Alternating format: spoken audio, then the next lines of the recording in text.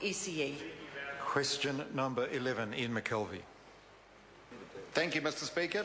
My question to the Minister for Communications and Information Technology: what action has the government taken to raise awareness of cybersecurity risks? The Honourable Amy Adams. Thank you, Mr. Speaker. This week I launched New Zealand's first ever Cybersecurity Awareness Week, which was developed by NetSafe in partnership with the government. Mr. Speaker, more than 2,000 New Zealanders are affected by cybercrime every day in the form of computer viruses and malware, credit card fraud, online scams, phishing and identity theft, and it's estimated that cybercrime costs this country around $625 million a year. The week is designed to raise awareness amongst New Zealanders and small businesses of the simple steps they can take to protect their personal, financial and business information online. Ian Mckelvie. Supplementary, Mr. Speaker. What are some of the steps the New Zealanders can take to improve their cybersecurity? The Honourable Amy Adams. Thank you, Mr. Speaker. Well, actually, there are some basic things that everyone can do to greatly improve their cybersecurity, and these are the messages that are being highlighted through Cybersecurity Awareness Week. These include having good antivirus programs and updating them regularly, having proper password protection, ensuring important data is regularly backed up, and securing wireless connections.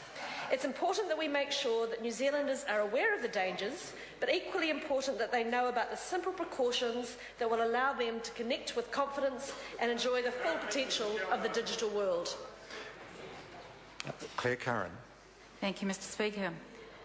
Is she aware of concerns raised by members of the United States House of Representatives Intelligence Committee this week regarding the possible national security threat posed by the potential expansion of Huawei into US telecommunications infrastructure?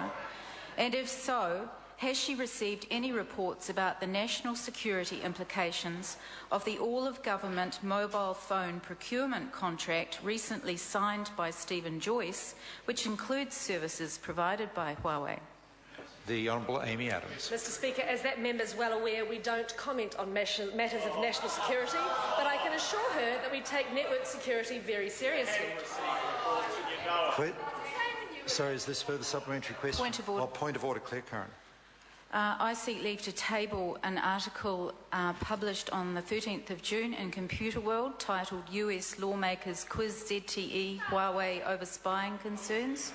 Leave is sought to table that document. Is there any objection? There is objection. Point of order. Claire Curran, point of order. I seek leave to table a media release by representatives from the US Intelligence Committee about concerns about the investigation of Huawei and ZTE. Leave is sought to table that document. Is there any objection? There is objection. Anti-American. Order. Point of order. Point of order, Claire Curran. I seek leave to table the correspondence between the US House of Representatives Select Committee on Intelligence and the Chairman and Senior Vice President of Huawei Technologies. Leave is sought to table that document. Is there any objection? There is no objection.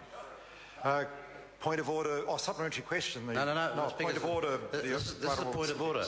You would have heard the Minister's answer. She said, we do not comment on issues of national security. However, the very point that the member is asking is, given that Stephen Joyce has signed a document which says it is not a matter of national security, why then can't she answer the question? Mr. Joyce, the National Party has assured us that Huawei's involvement is not a matter of national security. Therefore, why can't the Minister answer the question she's asked? Order. If I've got to think back now to the answer given by the Minister and the question that was asked, but if I recollect correctly, and I don't claim to have this absolutely right, that the member asked about the Minister's concerns first referred to whether the Minister had seen a report from the US committee, was it, and whether she had concerns about this security matter. And that's why she said and in answering, she said she doesn't comment on security matters. And I can't second guess a minister on an issue like that. You know, if a minister says that it's not their practice to comment on matters of national security and and she sees this as being in that category. As Speaker, I can't second guess that and say, well, I disagree with you, with the Minister, I think she should answer. I can't do that. That would be most unreasonable. Point of order. First of all, the Right Honourable Winston Peters. But you see our quandary here. We've had a series of questions on this before, and we have been assured by the Prime Minister and Mr Joyce that there is no issue of national security involved here. So our quandary is, so when a minister like that, or any of us raise this question, we are stopped by a statement that she will not comment on issues of national security. That's the issue. We are assured that there are no such issues in involvement of this Chinese company. And that's what the question's being, why the question's being asked of that minister. I hear the Honourable Amy Adams briefly. Mr Speaker, if the members wish to ask questions of the responsible ministers around that particular contract, they're welcome to do so. They've directed it to me in my capacity as the Minister for ICT, and I'm responding in that capacity that I don't comment on matters of national security. That has been the long-standing practice of this and many previous governments.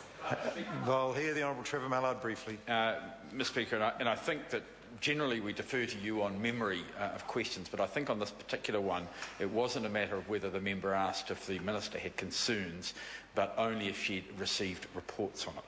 And that I think is different. I'll check it out, because that isn't my memory, but I fully accept I may have it wrong, but I'll check that out. I think we can't take this matter any further today, because I think the Minister's contribution to that discussion by point of order was a reasonable point the Minister made. We can't take it further today, but I will check to see if I got that wrong, because I suspect that it went beyond just whether she or not she'd received reports. It certainly started that way. Point of order, Claire Curran. Point of order, Mr Speaker. My question asked was she aware of concerns, and then asked whether she had received, if so, had she received any reports? And I'm happy to table my question. I mean, the member acknowledges, she asked whether the Minister was aware of concerns around security issues, and she said, no, order. I think we can't take that one further today. Question number 12, Andrew Little. Thank you, Mr Speaker. My question is to the Minister for ACC and asks, what meetings or